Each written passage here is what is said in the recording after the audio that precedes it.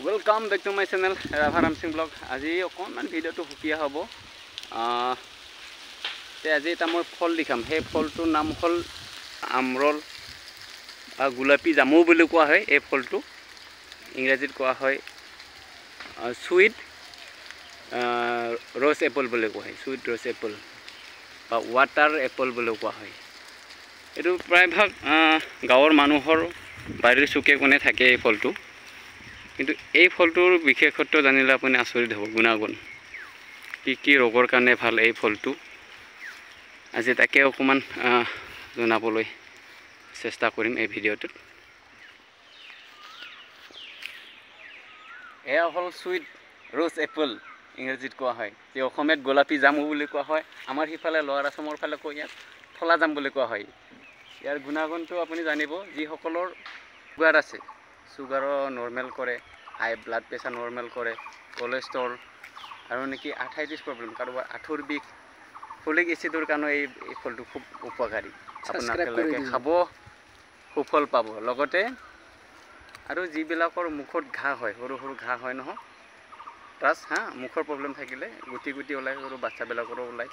এতিয়া এই জামটো খালে সেই গুটিবিলাক বা ঘাঁবিলাক খুব সোনকালে শুকাই দিলে পোৱা যায় পেনৰ প্ৰব্লেম কাৰণেও ভাল আপোনালোকে খাব এই ফল আজিকালি ল'ৰা ছোৱালীবিলাকে প্ৰায় চিনিয়ে নাপায় এই ফলটো আমি আগতে সৰু থাকোঁতে মানুহৰ ঘৰৰ বাৰী চুকত গৈ পেলাই এই ফলটো চুৰি কৰি খাইছিলোঁ আগতে যেতিয়া নেকি সৰু আছিলোঁ আমি এতিয়া ল'ৰা খাব পাৰি খুব টেষ্টি হয় বহুত পানী থাকে বহুত টেষ্টি সেইকাৰণে এই ইংৰাজীত কোৱা হয় ৱাটাৰ এপল কোৱা কাৰণটো হ'ল ইয়াত বহুত পানী থাকে ইয়াত পানী থাকে যে সেই পানী থকাৰ কাৰণে ৱাটাৰ এপল বুলি কোৱা হয় সুন্দৰ টেষ্টি হয় ৰে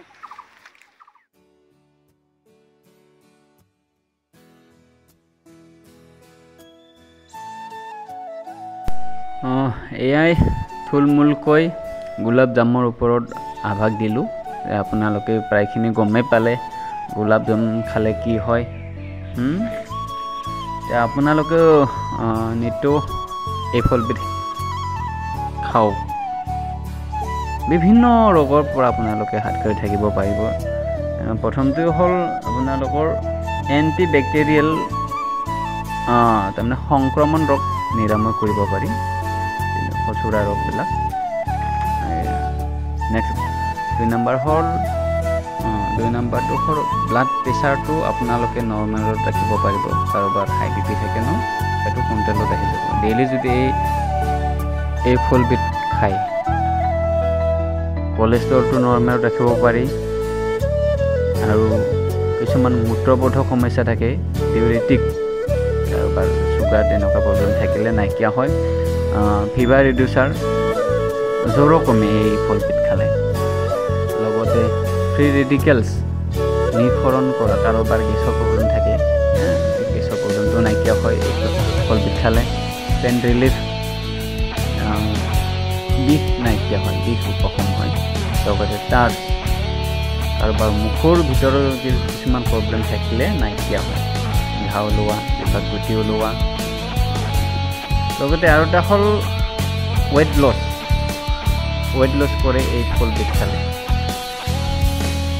এনেধৰণৰ ভিডিঅ' আগলৈ পাবলৈ হ'লে আপোনালোকৰ পৰা সহায় সহযোগিতা কামনা কৰিলোঁ